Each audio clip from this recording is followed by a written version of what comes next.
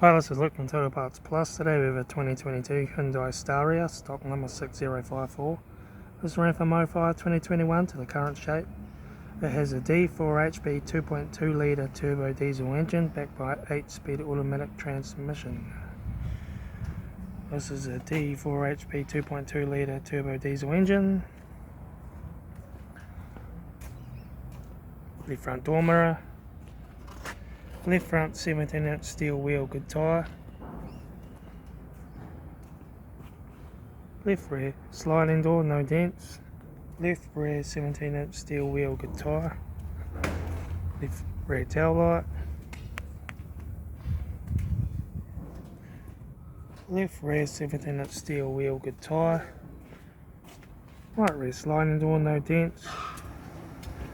Right front guard, no dents. Right front 17-inch steel wheel, good tyre. Right front door mirror. Right front door, no dents. Right front door card. Right front master switch. Automatic gear shifter. Factory touchscreen satnav stereo. Interior mirror. Left front sun visor. Right front sun visor.